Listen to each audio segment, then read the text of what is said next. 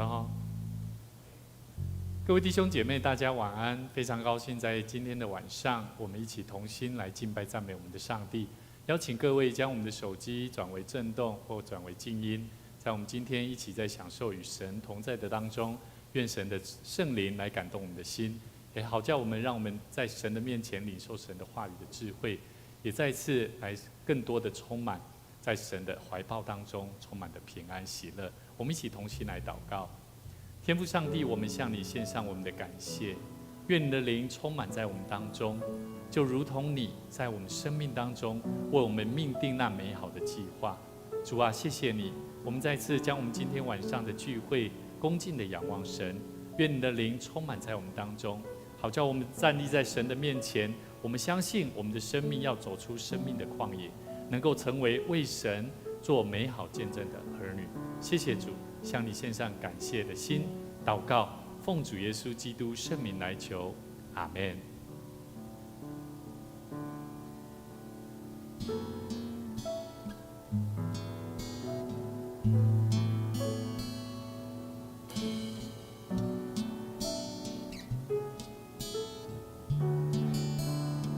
我们一起站立在神的面前来敬拜。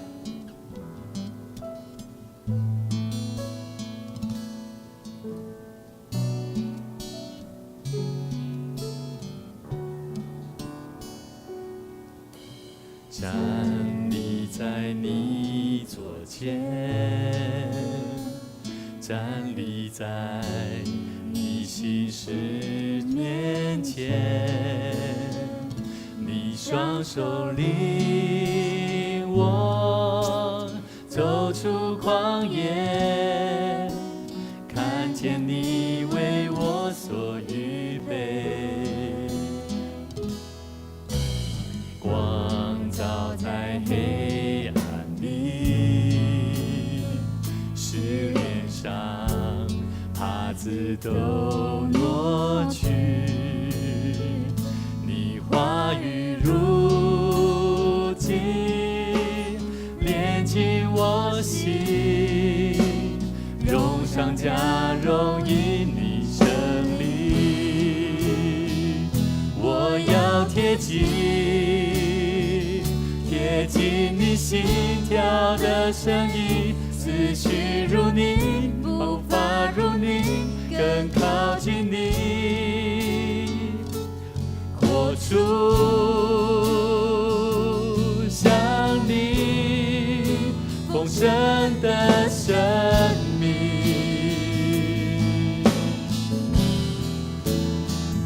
我要领受对我的心意，我心渴望荣耀如你，圣洁如你，耶稣，耶稣，我全属于你。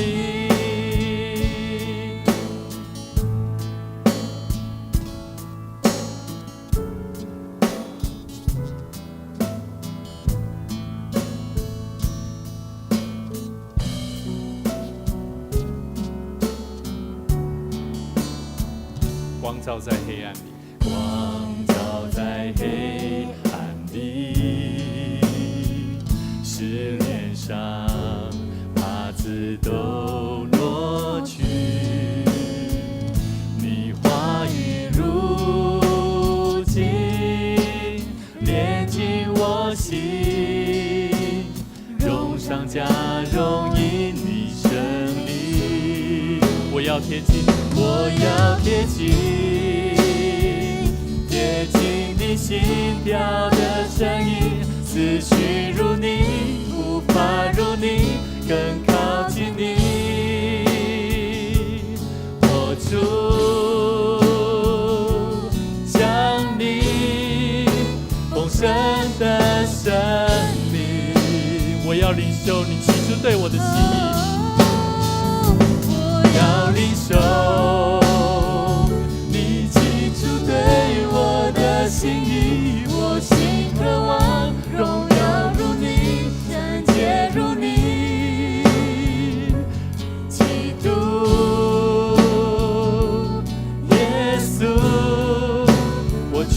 属于你。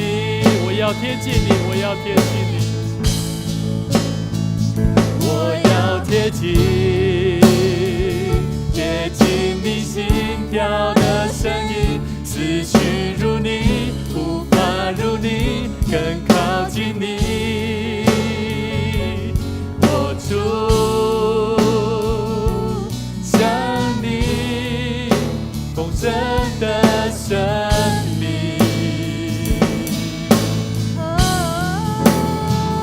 我要领受，我要领受你起初对我的心意，接住你，基督耶稣，我全属于你。我们再次对神说，我心坦然无惧，我心坦然无惧，敬拜你，跟随你，永恒在你手里，我放下自己，我心坦然无惧来敬拜你，我心坦然无惧，敬拜你，跟随你，永恒在你手里，我放下自己，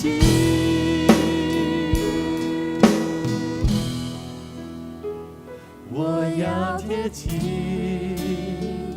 贴近你心跳的声音，思绪如你，无法如你，更靠近你。活出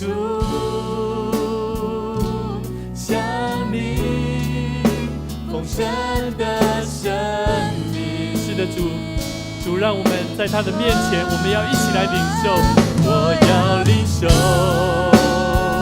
你起初对我的心意，我心渴望荣耀如你，圣洁如你，基督耶稣，我全属于你。我心渴望，我心渴望，我心渴求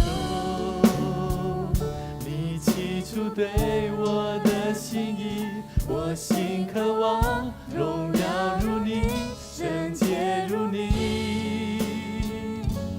基督耶稣，我全属于你。我们一起在音乐当中继续，我们一起来领受神的祝福。主啊，求你的灵赐福在我们当中，充满我们，帮助我们，让我们的心能够坦然无惧来到神你的面前来敬拜你，因为你是配得，让我们跟随主你的脚踪，一起来荣耀神。主啊，我们的生命是主你所呼召的百姓，我们的生命是主你所拣选的，恳求你帮助我们，让我们每次亲近你、贴近你的时候，你必定要听到我们生命当中的呐喊，我们也要听到主你的声音，让我们的生命能够活出主你的色彩。主啊，因为我们有神的形象，我们是神所造的，恳求神的灵充满我们，帮助我们，让我们的生命如同耶稣基督一样，能够传递那美好的福音，做美好生命的见证。谢谢主，我们再次将荣耀归给神，愿你的灵就与我们同在。我们将以下时间全然恭敬仰望，祷告，奉主耶稣基督圣名来求，阿们。感谢赞美主，让我们一起同心来敬拜。今天我们一起在神的面前，邀请各位，这个时候我们一起来同心来奉献。基督徒用奉献来回应神，用生命的见证来再次让我们在神的面前荣耀神，就是透过我们的奉献、实际的行动来见证上帝的荣耀。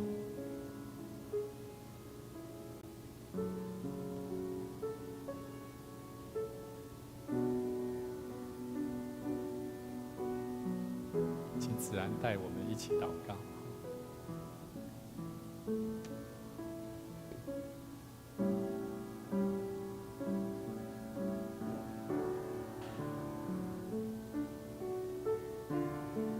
我们一起同心来祷告。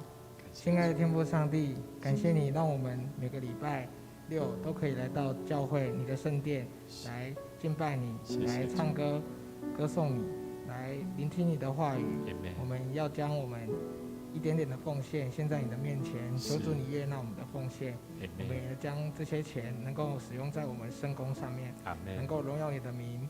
我们将以下我们听牧师讲到的时间都交托在你手上。我们也要求你开我们的耳朵，开我们的眼，让我们听讲的还有听的都能够得到你的赐福。我们也要将我们生活当中所有的忧虑，所有的烦恼都交托在你手上。愿主你看顾我们以下领受的时间，祷告都是奉主耶稣的名求。阿们。感谢主，让我们今天一起同心来敬拜神。今天牧师要跟大家分享一个主题，叫做强化自我生命的效能。在我们生命里面，其实有很多机会，我们都不断在做学习跟努力啦。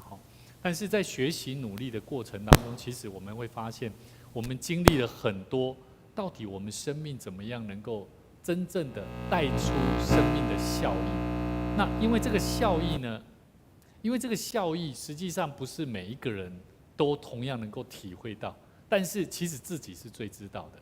那所以呢，今天牧师特别要用一段圣经节，也就是箴言4章20节到23节这一段所罗门智慧的话语，我们一起来看，我们一起来读这个箴言第4章20到23节，我们一起用右手边这个现代这不是现代台语啦，这是这个叫做现代中文译本，好，右边是现代中文译本，那牧师没有把那个标题划掉。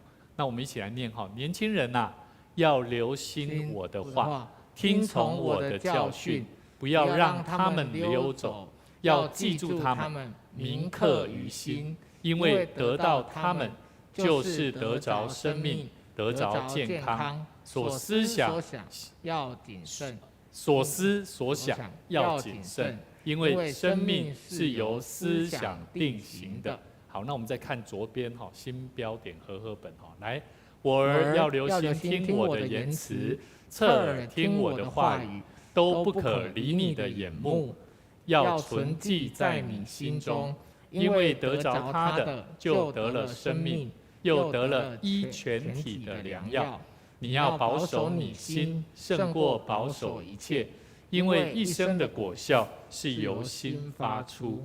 好，箴言圣经当中，箴言特别是提到有关所罗门王，甚至有关民间的智慧人，还有这个雅基的儿子雅古尔和利木伊勒王，他们所集锦这些，把他们的话语，他们对神的话语，把它收集起来。然后作为敬畏耶和华重要的一个根据。那在那当中，我们可以看到，其实箴言当中，我一起来了解箴言呢，从第1章到24章是所罗门的箴言，那后面25章到29章就是讲到犹大王西西家他针对从这个所罗门王的3000句的箴言当中又精选再增选出来。那还有最后就是30章到31章。雅古尔和利木伊勒王的箴言，箴言当中里面提到一些有关人如何敬畏耶和华，那有关智慧的呐喊，甚至智慧七柱的建造，智慧的坚固。我不晓得你有没有感受到人生命的智慧很重要？你觉得智慧重不重要？重要。我觉得书读得多，不见得有智慧呢。但是智慧多的人他会懂得怎么去多看书，对吗？好，所以很多时候我们其实需要了解，为什么基督徒会说敬畏耶和华是智慧的开端。也就是说，不是每一个基督徒都愿意敬畏神，但是只要敬畏神的人，他的生命很自然就会流露出很美好的生命状态。所以我们今天看到这段箴言第4章里面，他讲到一个很重要的真理。这个真理听起来感觉像什么？好像是一种命令。可是你觉得它有像命令吗？我们再重新再看一下哈，再看一下，你去感受一下。你觉得这个里面谈到真理所带来生命的祝福哦？你看他说一生的果效哦，是由心发出的，应该比较不太像是什么？比较不太像是命令口气嘛，对不对？好，你一生哦，你要怎么样哦？你一定要怎么做？这个比较像是命令啊，对不对？可是哦，张眼，你的生命有没有喜乐啊？你一生当中哦，要有美好的这个果效哈，带来祝福，你要喜乐哦。这个就不太一样，对不对？比较不是命令的。所以，我们从今天这段圣经节，其实可以看出，其实从信仰到敬畏神的入门，他讲到一个很重要的关键。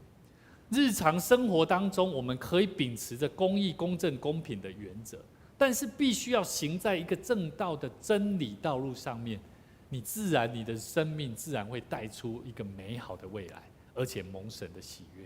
所以在今天的圣经节里面，我们可以非常清楚看到，它其实并没有并不是用一种比较像是命令方式的教导，而反而是它是比较用一种叫做什么利益鼓励的教导方法，利益鼓励的方法。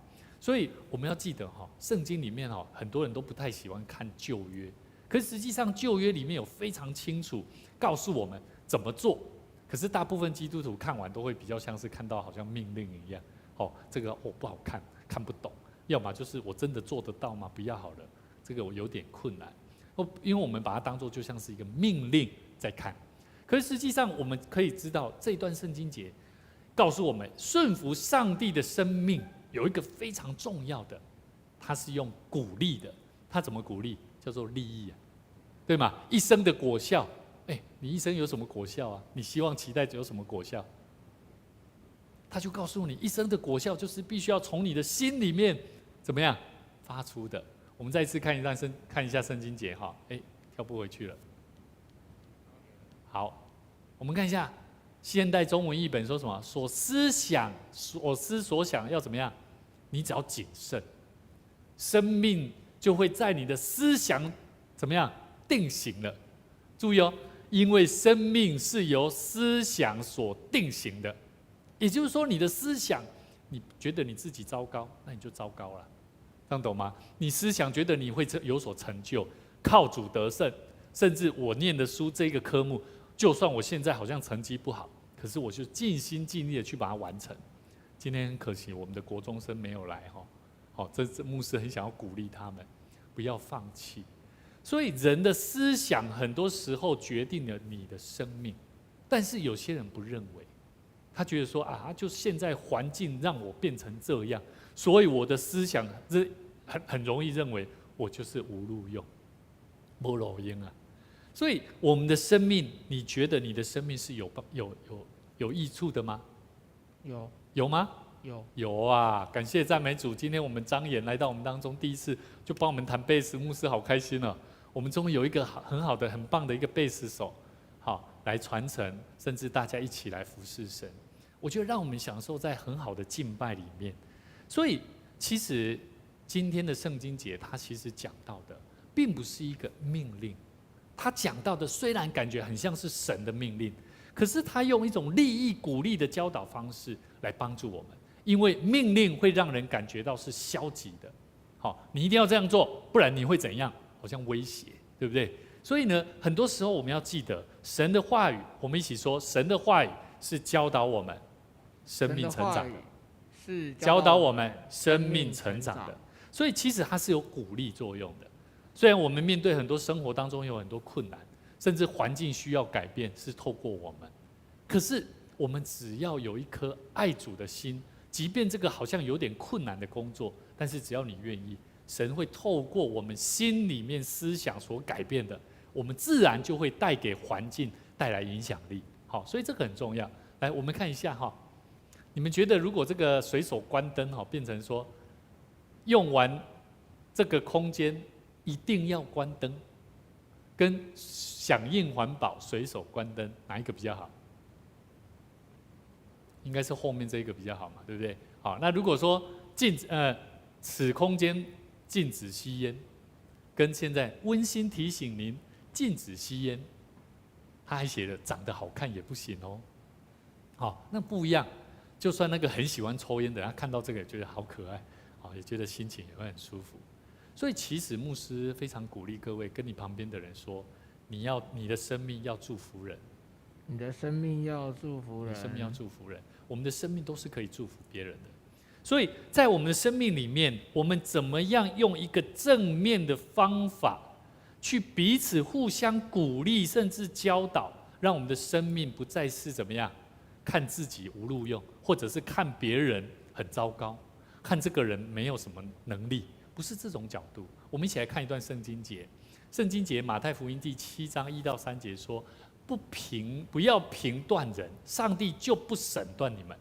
因为你们怎样评断人，上帝也要怎么样，照样审断你们。你们用什么量器来量，上帝也要用同样的量器量给你们。你为什么只看见弟兄眼中的木屑，却不管自己眼中的大梁呢？好，所以以前我们看这个，为什么看见你弟兄眼中的刺，却不想自己眼中有梁木呢？好，以前我在看这个和本哦，看不太懂。好，那其实还蛮容易的。他讲的就是说，很多时候当我们在看别人好像有一些缺点，可是我们往往没有先去看到，原来我们自己还有更大的缺点在里头。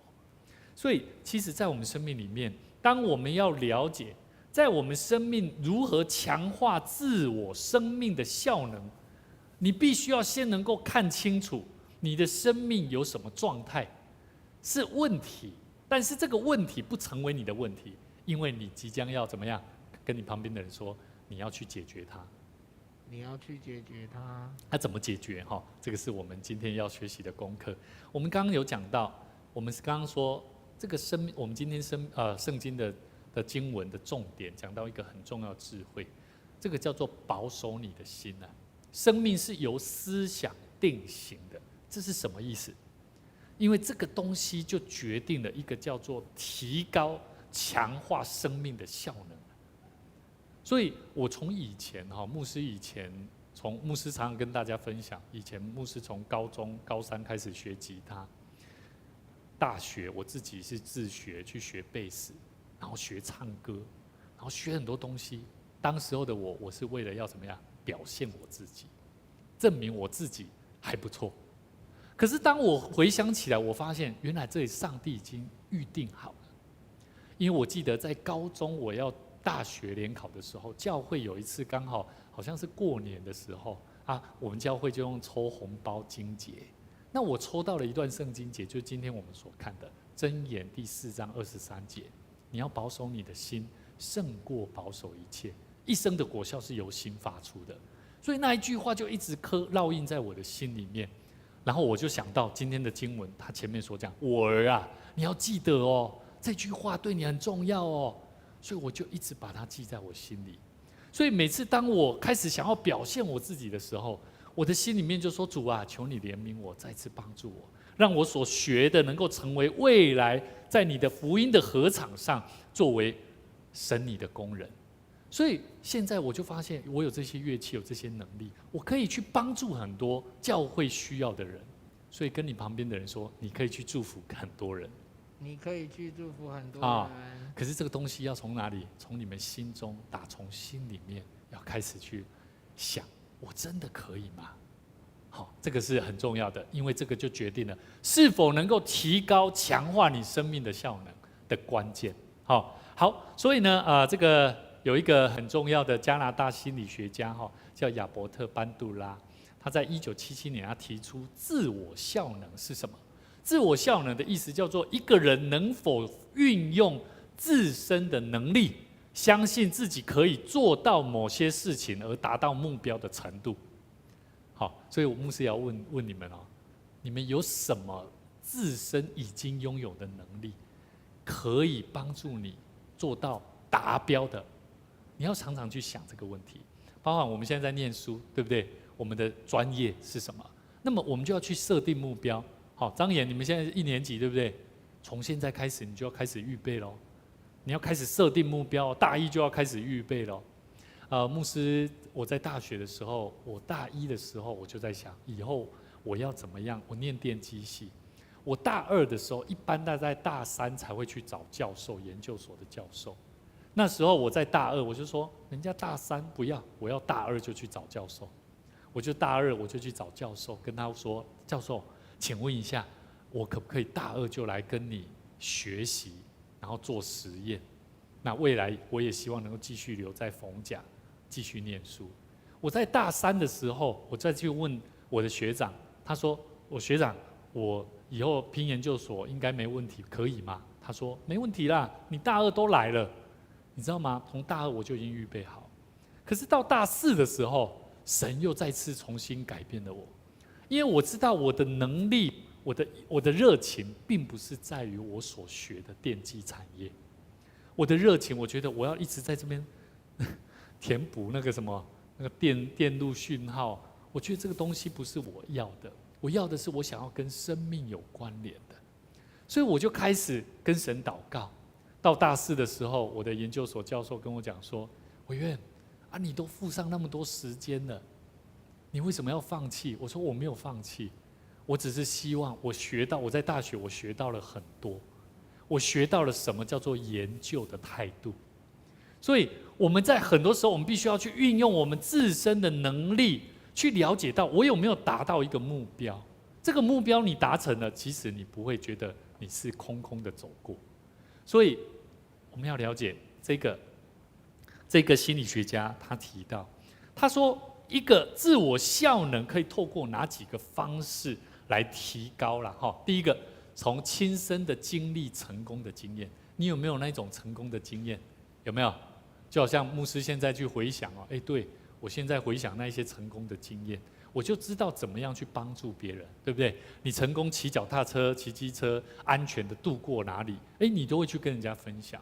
所以这是第一个。第二个，他说观察别人成功的启发，好，譬如透过别人的一些知识技巧，还有他怎么样把传承到你身上的，移植到你身上的，这个就是经验。所以我曾经分享，每次我遇到那一些，我牧师带领4个，目前差不多4个，从国小、国中甚至到大学的接触的年轻人，他们已经当牧师了。那他们就曾经都会说，那个他跟委员牧师、委员哥。好，曾经在我很小的时候，委员哥他辅导我、带领我，那过程我就终于知道，原来那个时候人家跟我讲说，委员哥、委员，你不要常常去跟人家讲，说要人家去念神学院。可是你知道吗？牧师有一种特质，几乎我跟他讲说，你要不要去念神学院，都去了呢，很奇妙哦，我不知道为什么。但是这些话、这些感动不是随便讲的。所以，你知道你生命未来的道路吗？其实上帝把他的感动放在我们的心里面，爱他的人，注意哦，这是纯属在爱他的人身上。所以第三个，这个心理学家他说，第三个他说，另外一种叫做受到别人的激励跟说服。今天牧师讲这个主题，好，怎么样？帮助你自己寻找到你自我效能的什么生命功课？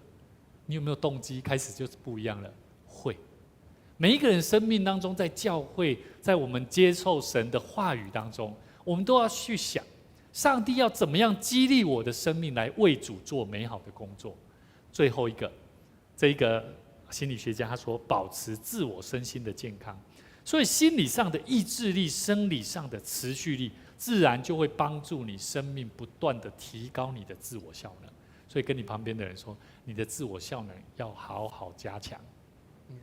你的自我效能要好好加强。所以不是年纪老了，生命年长了，你就把你的该有的年轻的时候、小时候，可能你喜欢运动，你就放弃运动了，懂不懂？你可能以前喜欢做的就放弃了。像我现在牧师就会想，我们又有一个贝斯手来了，牧师就会想说，是时候我可以好好去研究我的电吉他了。其实我牧师有目标的哈。我其实从高中的时候我就一直有一个期待，我有一个期待就是说，让自己可能在某项乐器有一个阶段性的，真的上帝他就在预备。所以我很感谢神，因为当我心里面想，上帝啊，我学习这些东西是为要服侍你、荣耀你，所以求你帮助我。所以神很奇妙，就是这样在安排。所以呢，自我效能高的人，他很容易就会怎样？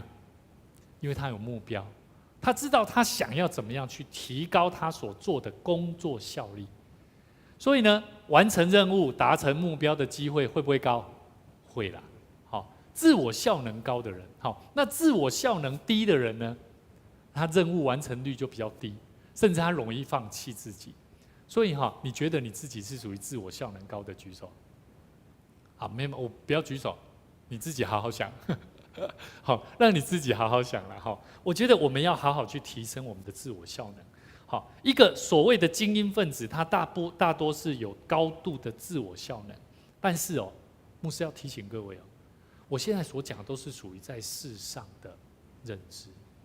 一个有好的精英分子，有好的高度的自我效能的人，不见得会做出对的事情，懂了吗？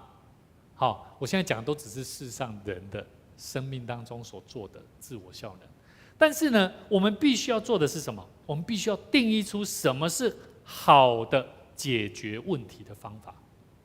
譬如说，当他遇到诱惑来的时候，他怎么解决他现在所面对的诱惑，对不对？即便他是一个好的自我效能非常高的人，否则他很容易就会怎么样？陷入魔鬼撒旦的伎俩，懂了吗？一个自我效能高的人，他会不会变得有钱？会。他会不会有很多的资源？会。可是当他自我效能越来越高，他却没有办法选择在他面对优渥好的资源环境当中怎么善加运用，他很容易就会把这些东西去做坏的事情。所以呢，各位弟兄姐妹，我们必须要了解这个亚伯特班杜拉曾经说过，成功不一定由自我信念造成的，但是失败却必然怎么样？由什么？自我信念导致了，这样懂了吗？所以我刚刚有讲嘛，自我效益越高的人，有没有可能也会失败？会，因为当他遇到那个环境优渥的环境来的时候，很多可以让他懒惰、放纵自己、放任自己的时候，甚至人家来引诱他的时候，他也很容易犯罪啊。所以要记得，我们的生命要成功，是要走在神的话语里面，让神的话语来帮助我们。所以为什么今天我们所看所罗门的智慧的话语说什么？你要保守你的心，胜过保守一切。你的思想，我们的思想是定义在哪里？定义在哪里？你是信主的人，爱主的人，金玉姐，你觉得我们的心是放在哪里？对，我们的心是放在上帝的生命里面，因为我们是上帝的形象所造的，所以每一天你都要去想，我的生命有没有活出神的形象？我的生命有没有活出上帝会做的事情啊？所以耶稣牧师最近都常常讲，耶稣呼召12个门徒，他第一件事情先教导他们传道，可是后面就讲了，让他们要去医治病人呢。传道要做什么？传福音嘛。传福音做什么？要帮助人啊，要实际的行动叫做医治病人。所以我们领受福音、听讲道，可是我们不传福音、不传道，然后我们也看自己的生命、看别人的生命，好像都怕怕的。我觉得我好像不行，我觉得他好像也不行，都懂吗？没有医治的行为。所以我们成为神的儿女，被神所呼召的、拣选的百姓，我们每一个人都必须要活出生命成功的目标，有生命成功的愿景，有生命能够美好的愿景。即便现在战争多，即便现在疫情很危险，可是我们有没有健康的喜乐的心？我们有没有好的态度？所以各位弟兄姐妹，这个我们要去想，我们到底如何建立一个好的自我效能？我们要时常问自己：你是否建立在一个全方位的我能做到的信念？不容易哈，不容易，对不对？呀，可是这是在人不能。为什么我们说在人不能，在上帝凡事都能？上帝是凡事都能的神啊，对吗？好，那如果我们的心是属神的，那我们在做上帝的工作会不会成功？会不会？应该要成功嘛，对不对？只不过有可能会有一些困难，但是困难我们愿不愿意去解决问题？所以各位弟兄姐妹，我们要了解，我们要成为一个可以解决问题的人，我们要成为一个全方位我能做到的信念，是因为我们爱主，因为这个信念能够帮助我们。而不是我们把我们的这个信念放在什么？我只有在特定某个地方我可以，某些地方我不行。最近牧师娘，我的太太牧师娘，她说这个我不行啊，她常常都会讲说她煮饭不行。可是你知道吗？我告诉她，我在跟牧师娘在一起，从结婚到现在，我只告诉她一件事情：如果你认为不行，那你真的不行。对吗？你认为不行，不行的几率多大？当你认为不行的时候，你认为这个不行的几率是多大？啊，算不出来吗？当你认为这个是不可行的，你认为不可行的，那这件事情可以成功的几率多大？是0，对吗？失败的几率是什么？100%，对吗？好，这是我按照一个数理的概念来算。那如果我认为可行，只不过是1半，那是几率多大？1/2，好，对吗？可是如果另外1半是上帝来成就呢？那有没有可能变成100%？是可行的。所以其实我们在教会里面的工作，我们要去想，如果我做的是属神的工作，我是属神的儿女，那我要做上帝的工作，我用上帝的心意来看这整件事情。我觉得即便刚开始的时候会有分成，有一些人认为这有成功几率1半，那么我们怎么样带领大家一起在祷告当中，让神来帮助我们完成那1半不可能的几率？这样懂我意思吗？所以牧师发现，原来在我们生命里面，为什么那些布道家、那些牧者强盛的教会、复兴的教会，为什么他们是不断的在增长？可是没有复兴的教会的牧者，甚至包含信徒，那个文化是看得出来的，这样懂吗？所以你一定也会发现，有人为什么一生是穷一辈子，有人他是一生一直领受上帝丰盛的祝福，这样懂我意思吗？差别就在这里。所以跟你旁边的人说，你的生命要不一样。你的生命要不一样啊，怎么不一样？跟他说，你的生命要如上帝。我们刚刚唱的一首歌，帮我换下一页在之前，等一下，我帮你切。帮我切一下。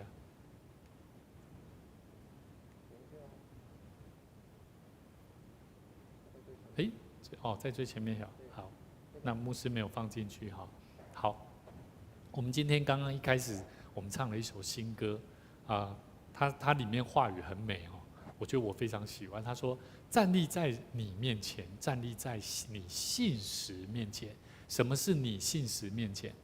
上帝是不是信实的？是。他应允我们的祷告所以他是爱我们的上帝，他是信实的上帝。你双手领我走出旷野，旷野不就是我们人生命当中遇到的困难吗？觉得不可能啊，对不对？好像旷野一样，主啊，我不知道往哪里走，是不是？他双手带领我们，看见你为我所预备的光照在黑暗里，使脸上帕子都挪去。什么是帕子？就是羞于见上帝。帕子会让我们不敢见神。很多时候我们在生活、在人际关系、在很多我们所做的事情上面，我们没有成就感，我们会失落。但是神告诉我们要把那个帕子拿去，光照在黑暗里，使脸上的帕子都挪去。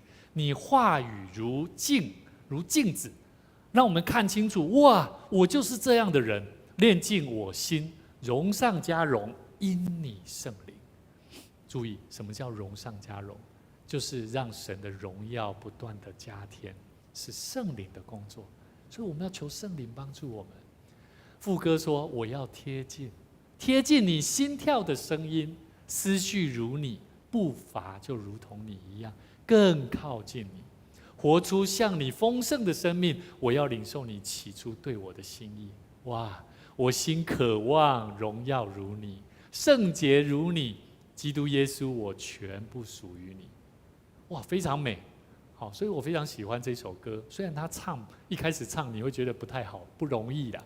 好，但是我觉得你只要不断去听，牧师也鼓励我们这几个礼拜都来唱这一首。好，多唱几遍，其实我们就会非常熟悉。那他桥段说：我心坦然无惧。从副歌，他告诉我们一个人生命的行动。我们学习贴近神，主动的贴近神，让我们的思绪很多方面生命开始改变。甚至我们的心里面会不断告诉我们我们不要怕，不要怕，到神的面前坦然无惧的敬拜神，跟随主。那永恒在上帝面前，我放下自己，我属主耶稣基督，那个生命自然就回到神的面前。感谢赞美主。其实今天我们所选的歌，跟牧师所讲到的经文是不谋而合的，所以这是圣灵的感动。牧师也要祝福各位，在我们生命里面，我们能够学习，我们一起来赞美我们的神。我们的生命能够如同耶稣基督一样，能够荣耀上帝，荣耀父神上帝的名。我们一起同心来祷告。主耶稣，谢谢你带领我们一起来到神的面前。主啊，在我们生命里面，我们晓得，虽然我们生命有许多的破口，有许多的难处，甚至我们生命里面当中有许多的软弱，但是我们晓得生命都在于你。你晓得我们的生命是你所造的，我们更愿意将我们的生命摆在主你的面前。我们愿意学习交托，学习仰望，单单仰望，专注在神你的面前。愿主你的灵充满我们的心，教导我们学习做一个勇敢、刚强、壮胆的勇士，如同耶稣基督一样，领受神你所给他的使命跟呼召，能够完成这个付上代价的使命工作。我们需要付上我们生命的代价。求神赐福我们，帮助我们。